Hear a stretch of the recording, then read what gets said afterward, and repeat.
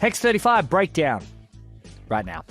Ladies and gentlemen, this is your main event. Live from HBF Stadium Festival Hall, Melbourne Pavilion. Not even backstage, we're literally outside. Was that the best fight card in Australian MMA history? Call me crazy, but make sure you call me when I'm right. Be good if the Aussie MMA Instagram page would give us a bit of glow up because welcome, ladies and gentlemen, to the Australian MMA podcast. My name is Mitchell Tinley. We're going to break down the fights that were on Hex Fight Series 55 in Melbourne, May 31st. If you want to check them out, Combat Sports Network, it's still there. It's like $35, which is wild. But, you know, great fights. So go check it out, especially post-event. Now, if anyone was wondering why I was over in Melbourne, but they did not see my face covering it, I may or may not have been in hospital. I may or may not have given myself a near heart attack. Did I take too many steroids? Technically, yes. I had like some weird like gastro-y sort of thing. You guys don't care. You don't care. But like fun fact, I was like on the Crown in Melbourne, between Crown and the Convention Centre. And actually, no, before that, I was at the hospital. Yeah, fuck it. I'll tell you guys. You guys can skip through. There's time codes below. Skip through if you want. I went to the Hex 35 weigh-ins, which were super cool. There was a little bit of argy-bargy between the title fight combatants, Marwan Rahiki and Sam Kikemba. We'll go into that a little bit later. But after the weigh-ins, I went and had a drink with our lovely partners, Vex and PRP. I got through like half the old whiskey, and I went, like half a glass. And I went, oof, I feel good. Anyway, started walking home, and me whoop was like, wait, dickhead, your heart rate is at like 160 and you're walking. You're either fat or dying. And so I was like, well, I asked ChatGPT, and it was like, wait, mate, you should probably go to the hospital. It literally spoke to me like that. It was like, wait, mate, you should probably go to the hospital. So then I called an Uber, and I called the Premier Uber, like I got a Tesla. Don't ask me why. But I asked the guy to pull over, and I don't know if he spoke English, so maybe it's his fault, or maybe he didn't hear me properly. But I didn't make it, and I went, bleh. You know, in like Scary Movie, that chick, the Exorcist, where she's like, bleh. Yeah, I did that, and he just like vomited everywhere. Yeah, it wasn't great. Then he left me on the side of the road. He said, you ruined my night. I hope you die, which, you know, it's got at least brings your rating to a 4-star. And then, yeah, I called an ambulance and hung out at the Alfred. Not a bar, a hospital. A Melbourne public emergency hospital. Anyway, that was fun. And then the night after, because it was like nearly gastro, like it was like gastro-y, I didn't want to obviously like get people sick, so I didn't go, because that's what you should do. Don't train sick or go to events with gastro or having a heart attack. Anyway, for everyone that skipped that, welcome to the Hex 35 breakdown. Now, I'll run through some of the show, obviously some results as well, and just like my thoughts on kind of where I think it has everyone sit in the scene. Now, thoughts on the show. The Hex event is always like grand. It always looks really cool, especially in person. However, the stream, Combat Sports Network, bro, you guys got to fix your shit. I think last event, the pay-per-view that either didn't even happen or it crashed. And in this one, there was like the co-main event finish was interrupted by like a shitty like transition that was like going over and over and over and over and over again. Like just horrible. Not Hex's fault, Combat Sports Network's fault. I just don't know what's going on there. It's supposed to be like, the network for combat sports, and they're doing a horrible job sometimes. Good stream otherwise, but yeah. And also the event, it's just like poorly paced. I understand why, because like advertising and I guess all that sort of shit. But like it's like far too long. It's like a 4-hour show, 4.5-hour show. Like does not need to be. Just get the map rolling. But the actual event obviously always looks beautiful. They were missing Michael Chiavello. He was doing Ryzen. He wasn't on commentary. Instead, they had Andrew Carpenter, who is normally chasing down child predators and prosecuting them. He's a lawyer, and he's also done like announcing for like Demolition and stuff. Or he's an absolute legend. Seemed a bit nervous. yeah, they were definitely missing old Michael Chiavello. He would have been great to have him back. And, of course, Josh Coolabau on commentary. Unfortunate about, obviously, the UFC getting cut recently. But Josh Coolabau, absolute legend. Love having him on commentary. I reckon he's got a massive future in fight commentary. And he could probably even do, like, a podcast and breakdowns and shit because, like, he knows what he's talking about. So I don't know what he wants with his fight career, but there's definitely, like, a career in media afterwards. And then, of course, I always like Sam Richards, who's like done like AFL and stuff. She's the chick that's like, and up next, this guy who thinks he's gonna beat this other guy. It's this guy. And then they come out like the Megan O'Leary type of role. Yeah. Anyway, Sam Richards does like a really, really good job of that. So shout out to her. But on to the fights. Always a crack. Like honestly, it is always a cracker show. Like I do like, say what you will, but I always like Hex fights. There's always like. There always feels like there's at least one or two crazy like fight of the year contenders. But they actually had an amateur fight open up the card, which is very unique because normally they have Hex Fight Series 35 and then the night after they have Road to Hex the same night, and it's like an amateur and obviously the Road to Hex. So you kind of make your pro debut, if you will, on Hex, which I think is a pretty cool system. They had Aaron Santino. He took out Rob Dunstan by TKO round 2. And if you didn't know them, Aaron Santino is like literally like 6'20". He just looks like the scariest man. Like you have no idea how he makes the weight class. And Rob Dunstan was like this little nugget. It was like a brick. But yeah, Santino is fighting out of Wolves Den, which is all like Alden Bates and Frank Jankowski and all those boys in Perth. He is very talented. He's definitely one to watch. But enough about the amateurs. The first fight in the card, look, I'll probably get the order mixed up, but I'm just reading them off Tapology. If you want to go see the results, you definitely can. Justin Van Heerden taking out Shunichi Shibuzi. A shit fight, but not Justin's fault. Yeah, it's hard. Unanimous decision victory to Justin. Shinichi proving kind of like why he has like 85 fights is because he's got this like sort of style where he doesn't want to get hit, which is obviously like everyone's sort of idea. But yeah, he's got a record now of 39, 29, and 14. So 14 draws. Yeah, look, it wasn't a great fight. I don't like the Justin's in that, although quick turnaround and Justin is now headlining a card in China. So what I think Justin is trying to do, and I haven't spoken to him about this, but I imagine he's just trying to rack the numbers up again because he'll fight anyone, anywhere, any time. I think he can still definitely be at the top of the featherweight division or a contender in lightweight or featherweight, and he's proven that. I just think, once he gets to another 5-6 fight win streak, and he could do that by the end of the year, we've got more doors that open up these days. You've got the PFL, you've got Road to UFC. I don't know why he doesn't get an opportunity, but he's going to have to do a bit of work. And I think that's why we're seeing him sort of just take absolutely any fight and staying active as possible. But they love me some Justin Van Heerden. So anytime he is in the scene of rolling, I fully support it. Now, this fight I actually missed because I was busy like throwing up and dying. Kioni Teratua taking on Kuuki Takayama.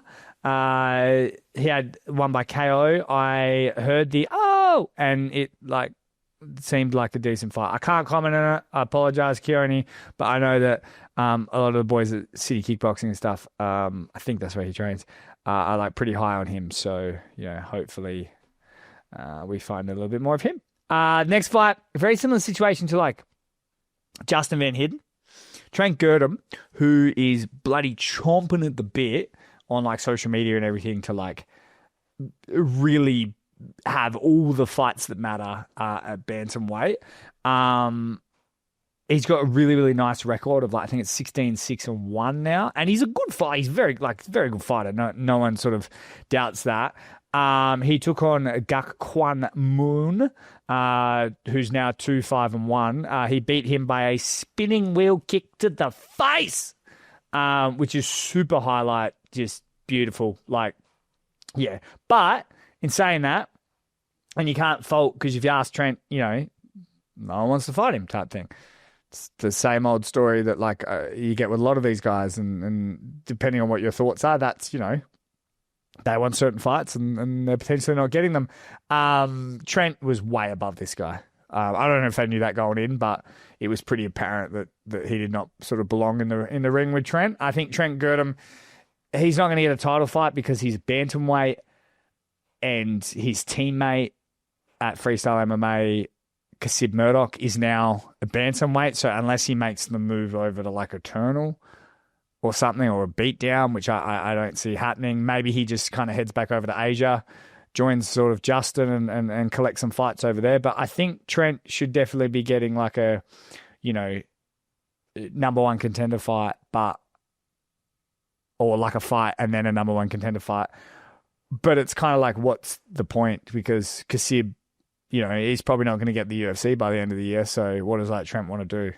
So that'd be interesting to find out as well. I'm actually trying to get Trent on and have a chat to him. But like, you can't take it away. Like, regardless of Trent being like way better than him, because he's way better than most people walking the face of the planet. He still won by spinning wheel kick. It was still pretty sick. So, yeah, you'll take that. Moving on, we've got Jet Fisher took out Jonathan Kuhn. I think that actually might have been either the fight right after Santino. But, yeah, Jet Fisher took out Jonathan Kuhn in the featherweight division by triangle choke, and it was bloody sick.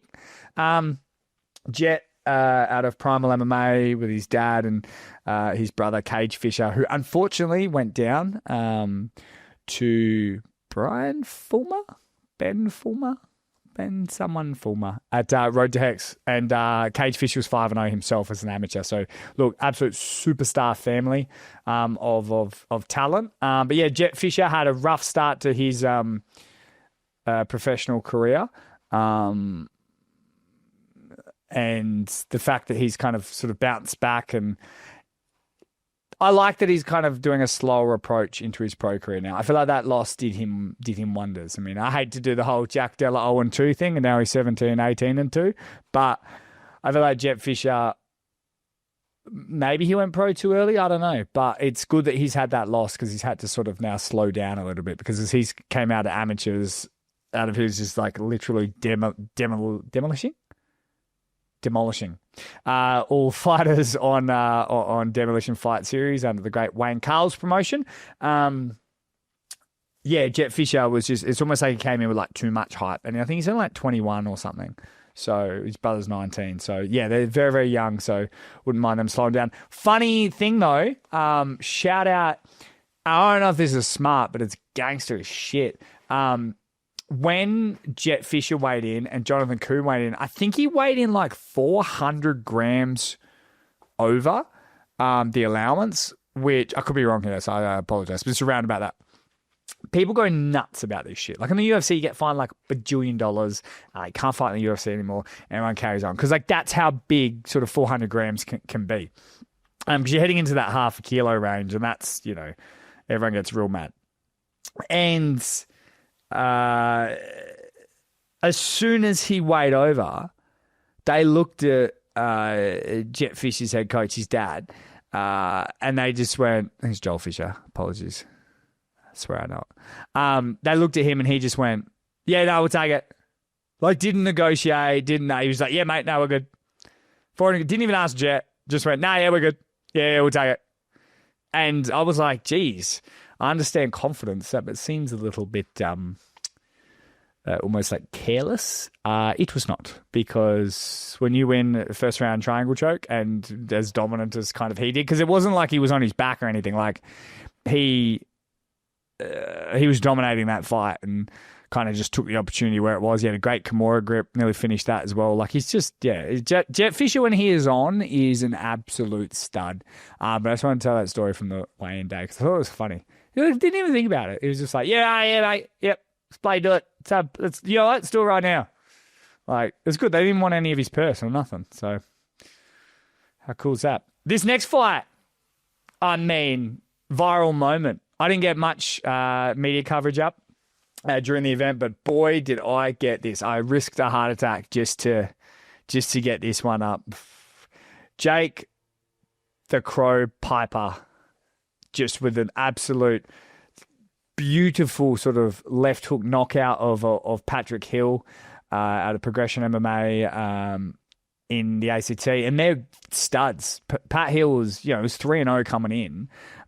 Jake Piper was 0-1 because his only pro fight before that. He's had a stellar amateur career out of Dunstan Death Squad in Queensland, but his only pro fight before that was a fight he had to sort of like beg for against Kasib Murdoch, and had to talk so much trash to get to happen. And Kasib's now bloody the champion, and Jake Piper had to. Yeah, so his only fight was Kasib Murdoch, so he's kind of fighting anyone. Imagine being 0-1 and taking on a guy that's 3-0. You know what I mean? Like, people must think you're pretty good. And yeah, so I don't know. I just think it was a sick knockout.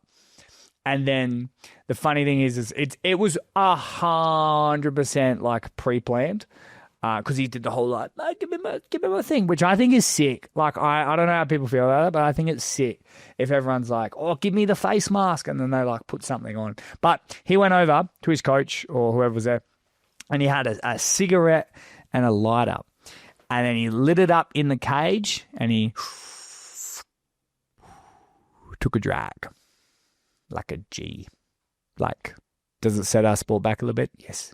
But I think it was really, really cool, and everyone can agree that it was bloody cool. Not often do you get to knock out an undefeated guy in the first round and then puff a drag of a cigarette in the middle of the cage. If you look at Australian MMA underscore on Instagram and some of the other pages around, like some of the sickest photos from it. I don't know, I just think it looks cool.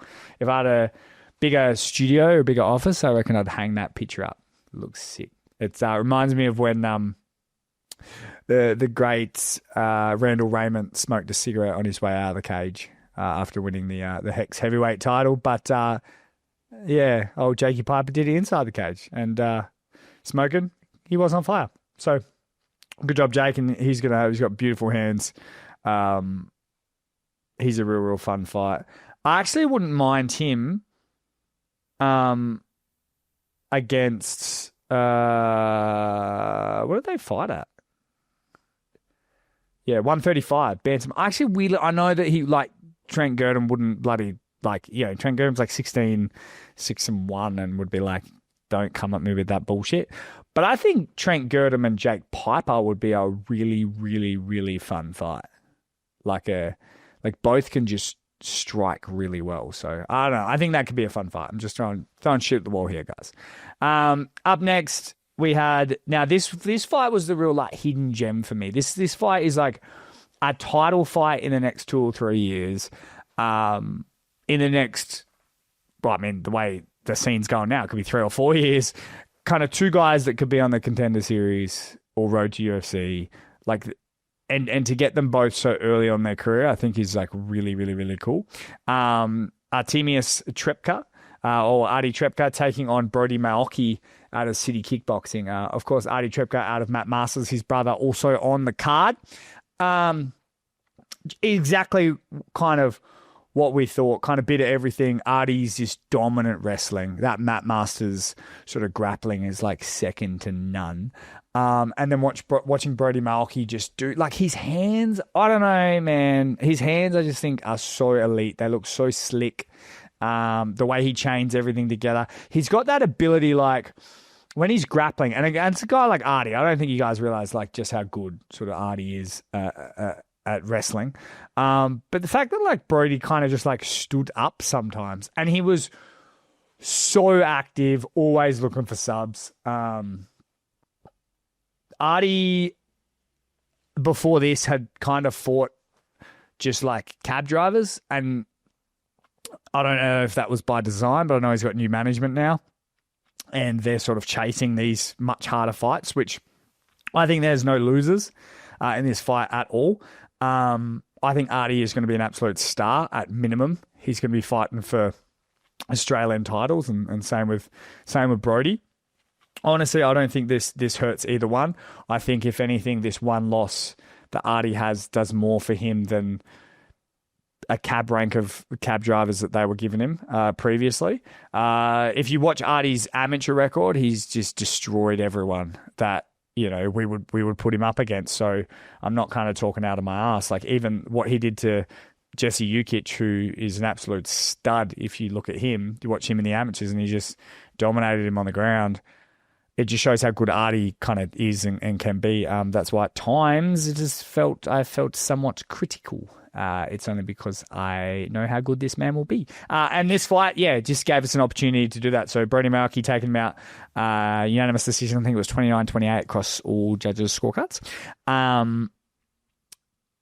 Some mad at it, but I think Artie did more grappling control.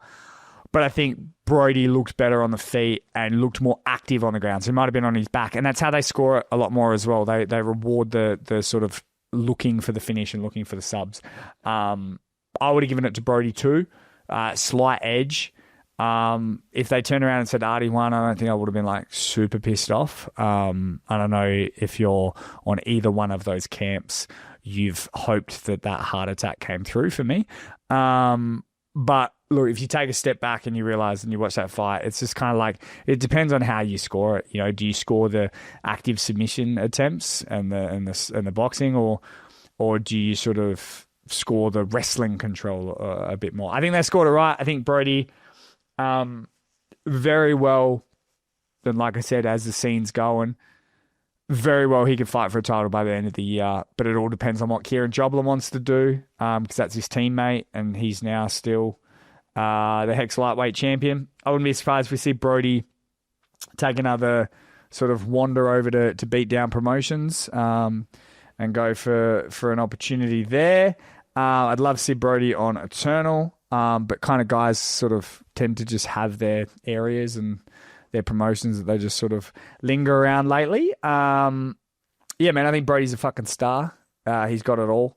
He's got the look, this beautiful mullet. He's got this real ochre sort of from Innisfail, and a town of like 8,000 people in Queensland. Like, he's the most Australian guy that lives in New Zealand. But yeah, absolute stud. Fighting ability to match, super exciting. Kid's going to be an absolute star. And so Artie Trepka. But yeah, check that fight out. If I had to pick a fight to go watch, it's that one. Next fight, moving to the title fights, the Bantamweight Championship. This title vacated by none other than Colby Thickness. Good seeing Colby. Love Colby. He's in the UFC now. And this title was up for grabs with his teammate, Kasib Murdoch, who took out Liam Gusty by TKO in round 3. And look, he's just so dominant, man. Liam Gusty's really, really good. Like, I was not training out of Matt Masters. I think he's wanted to be the... He's not the first Balinese pro fighter, because I've seen some, or have I? I don't know. There's a story there. He's like Balinese heritage. He like flies the flag really well. Might be the first Balinese fighter in the UFC. That's what he wants to be. But anyway, Liam Gusty, I didn't know much about. Heard a lot about. Never really given him too many flowers with it all. Even on a loss, I think he looked good. Kasib Murdoch is just like, he trains out of freestyle MMA. He very much is like the mini Volk. I know his nickname is Murder, but it should be mini Volk, because he fights like, especially how Volkanovski used to as well. Like, and that grappling pressure. I'd like to see him obviously use those hands even more. And become like super dangerous like Volk is on the hands. But his grappling and his wrestling is just like, yeah, it's next level. He's so heavy. Like I said, you even watch the fight against Jake Piper. Jake Piper could just do nothing against Kasib Murdoch, because he's just like so strong, so technical. I'm glad he is now officially wrapped up his violence against the Balinese with this fight. With the king, the boss of Bali, that was Liam Gusty. But yeah, Kasib Murdoch was fighting on like Canggu Fight Night and all those, with all those sort of undernourished talent. But it's good to see him, even at 5-0, become the champion. I still think he's probably a couple off the UFC, just because, like, literally talking about competition. I understand why we talk to him. I understand why you take fights, you need fights, yada, yada, yada, all that sort of bullshit. No one will fight me, blah, blah, blah, blah, blah, blah, blah. I get it. But yeah, I don't want to see him fight in Bali anymore. I want to see him fight real contenders. And I know that this is me talking out of my ass, but I would like to see him head on over to Eternal and fight the winner of like Matty Ian and Connor Birch. Like if you really want to make it to that next level, like I think that sort of a fight is what you do. Because if you look at the rankings now, which we are, Trent Girdham's number 1. Nice. Wow. Trent Girdham, number 1 teammate. Rod Costa, they got there. I mean, I don't really know what he's doing, but I think he's just sort of doing a victory lap and doing featherweight fights and whatnot. But look, hey, I wouldn't mind that fight as well. Lawrence Lewis in Road to UFC, maybe like a Cooper Royale, but then that doesn't really entice me either, because I think you look at it and you think, okay, Kasib's just going to like wrestle them. So I need a guy that can really, really grapple. Then you go down the list, Paul Ogar, Phil Potts in the PFL, Raja Shippen, striker, Michael Manu, it's coming off 2 losses. Like Connor Birch, a knockout artist. Shane Parker's really a flyweight. Sean Etchell's really a flyweight. Pat Hill just got knocked out. Jake Piper, he's already beaten. Yeah. I mean, maybe Chris Ustijanovsky if he gets through Kane Ricketts, but even that doesn't necessarily excite me. So, yeah, Kasib might have already cleared out the old division already in one fight. No, I really do think winner of Matty Ian and Connor Birch is the fight to make. But let's be fucking real. That fight's probably not going to get made. But we can only dream. Anyway, guys, we move on. And the co-main event, now this one, ruined by Combat Sports Network with their little flashing transition. But other than that, beautiful broadcast. This is the fight I wanted to see. This was the money fight. I know that Nikos Trepka sold all the tickets. But if this was a UFC card, this is the fight. This is the fight that had all the hype. It might have been the co-main, but it felt like the main. Marwan Rahiki submitting Semakade Kakembo round 4 to claim the vacant Hex Featherweight Championship. I mean, there was no better option. There was no better result for Marwan Freaky Rahiki to kind of put himself on the map even more. I mean, he had the pressure of being announced that he was fighting July 5th on Beatdown Promotions. He then gets a title fight against Gabriel Schlupp, who's 6-1. He was in the Eternal MMA Grand Prix for their Featherweight Championship, coming off a loss. But he's amazing. And so he's going to take on him on Beatdown Promotions July 5th. So you got that hanging over your head as you go into a fight against one of the most underrated fighters in the featherweight division, man. I feel like Sam Kakembo does not get his flowers. He does not get enough credit. Of course, previously training out of Absolute MMA, now at Combat 1 with the great Sammy Hayward. Got to see him. He's always looking good. And Combat 1, their gym's just starting to really create some stars, and they're even moving to a bigger joint. It's a great story as well. John O'Michaela from the UFC. Check him out. But yeah, Marwan Rahiki against Semakade Kakembo. The story going in was striker versus grappler. I talked to a lot of people, and I probably even thought it at times. Like if Sem got through the first round, it would be real trouble for Marwan. It was all that because, before this, Marwan was 4-0. Sort of his professional career had gone 18 months and hadn't gone out of the first round, and it was kind of like, how would he go in championship rounds? How would he go on the ground? And he disproved it all. And I'm telling you this now. I love me some George Mangos. He's going to be a star. But he might not even be the best fighter in his gym. I said might. Marwan Rahiki, it really is like a Michael Jordan, Scottie Pippen with George Mangos and Marwan Rahiki. But which one is who? Time will tell. I think Marwan Rahiki is, as the loud, balding black man says on ESPN, he is box office. Marwan Rahiki I just think he's a superstar. I think you put him in against anyone. He now has what the kids call aura. If you would have seen him at the press conference, he's like dressed all sharp. He's Moroccan. So, he looks like he'd steal your girlfriend just like looking at her. He looks like a really handsome waiter. That's what he looked like.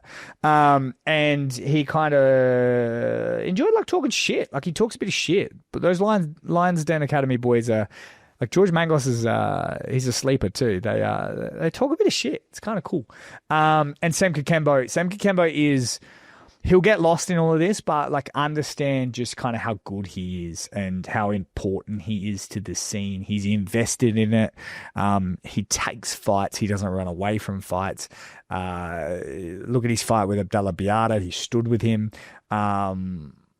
He's got great Muay Thai. He's got great grappling. He talks a gang of shit as well. He's really, really important. I still think Sam will become a champion. Hex, Eternal, Beatdown, whatever it is. I think he's going to become an Australian featherweight champion at some stage. It just wasn't his night. Got really essentially shut out by Marwan Rahiki, who just looked like he was heading into that God mode. He's got that Anderson Silva, Israel Adesanya style striking. Like he just does. He's lightning fast. You can say I'm an idiot. I don't care. He's lightning fast. He looks like what you wish you could when you're playing like UFC on Xbox. Like he's that smooth on the strikes. And then even his grappling, like not only did he stuff takedowns, but when he got on top of Sem, and it's a bit hard to explain to people, but when he got on top of Sem, the way he stacked Sem is like only a like seasoned MMA grappler would understand how to do that or to even do that. It might seem like standard if you're listening, but like the average person might not move like that. And it's just even like how his body sort of moves in positions. He's born for Marwan Rahiki is born for combat performance. He's just, he's fucking special. There's something about him. He's got it. I'm telling you now. I've said it for a long time, but I'm even becoming a believer. It's like them guys that were like, "Hey, Jesus is a pretty cool guy. You should listen to him." And then they saw him turn water into wine. They were like, "Oh shit! Like I'm glad I vouched for him." That's how I feel that's how I feel for Marwan Rahiki. Sam Kikembo is still one of the top in the featherweight division in Australia. He could continue to fight for belts for the next 5 years. I don't care. He's that good. But that just is how good Marwan Rahiki is. And he claims the title dropped by his teammate, the Michael Jordan or Scottie Pippen of Lionsden Academy, George Mangos, who is off to the Contender Series. And I'm going to go on a limb here. Before I talk about the final fight. George Mangos basically had a 2-year pro career. It feels like Marwan is doing it in 18 months to get to the next level. George is doing it at an incredibly insane pace, and Marwan might do it quicker. That's how good Marwan Rahiki is. If he takes out Gabriel Schlupp at Beatdown Promotions July 5th, I would not be surprised if he's in the Contender Series come August or September, like later on in the season. But especially if he finishes him. In fact, I'm going to lock it in right now. If Marwan Rahiki finishes Gabriel Schlupp at Beatdown Promotions 11 on July 5th, I guarantee that Marwan Rahiki will be in Dana White Contender Series this year. Final fight of the night. Kieran Joblin versus Nikos Trepka. What Kieran Joblin does just gets, especially with the flash and the bangs that you see prior, like the grit and grind that man does, the stone cutter. That man is a stone himself, the way he just sort of grinds people out and weighs on people. Unfortunately, Kieran Joblin will probably never get sort of praise that he deserves either. 28-15 now. He took out Nikos Trepka in like a TKO retirement. I think Nikos hurt his knee. And I don't know when that was. I don't know kind of if that affected the grappling, because Nikos is a tremendous grappler himself. But it was a very similar fight to what we saw Kieran Joblin versus Justin Van Heerden. Just that sort of grappling heavy. And then Kieran just finds a way. Finds a way to ground it out. And he's the Hex lightweight champion. He's, look, it's not the most fan-friendly in terms of if you're looking for highlight reel knockouts, but he's not exactly laying and praying either.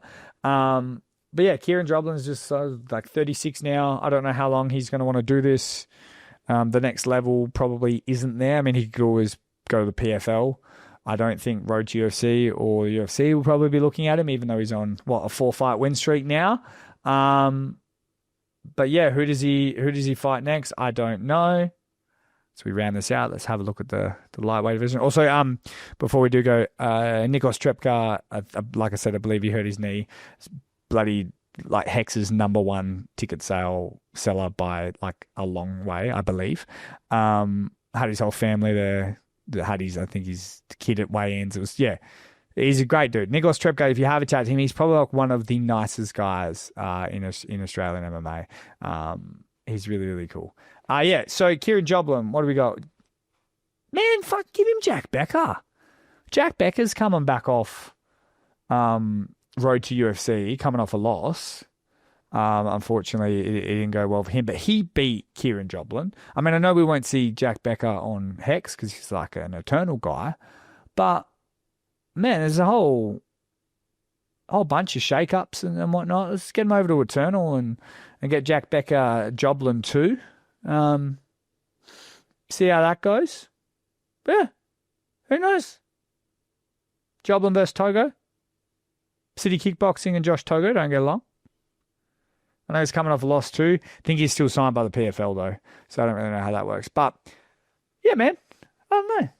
Look, interesting times. Some not so much. Guys, I hope you enjoyed the breakdown recap. Remember, send all your angry messages to me, Mitchell, at your mum's house. Australian MMA _ Instagram, or hit us up, www.australianmma.com.au. We also have a very special product coming out very soon. It'll be announced tomorrow, Wednesday, the 4th of June. It's a pretty big venture. I've mortgaged my house 3 times over to make sure it happens. So having your support would be amazing, but I also think it's of great value. So this is in no way a plead. This is just a reminder that some great value is coming your way. Now, guys, of course, want to thank everyone for the show, especially our partners, PRP and Vex MMA, of course, getting me over to Melbourne so I could enjoy my trip to the hospital and then come straight back. That was fun. Couldn't have done it without them. And combatsportsinsurance.au. Check them out for gym insurance, event insurance, all that sort of stuff. And our gym partners, DCA, Drillich Combat Academy.com. Check it out. Australian MMA champion Anthony Drillich and other aspiring athletes train there. Unfortunate news too for Anthony Drillich as we sort of round this bit out of fights to watch. We got 2 Eternal cards coming up, which feels weird putting it on the back of this, but June 21st, June 28th, Gold Coast and Perth. We were going to see Drillich and Shane Parker for the interim flyweight championship, I think it was.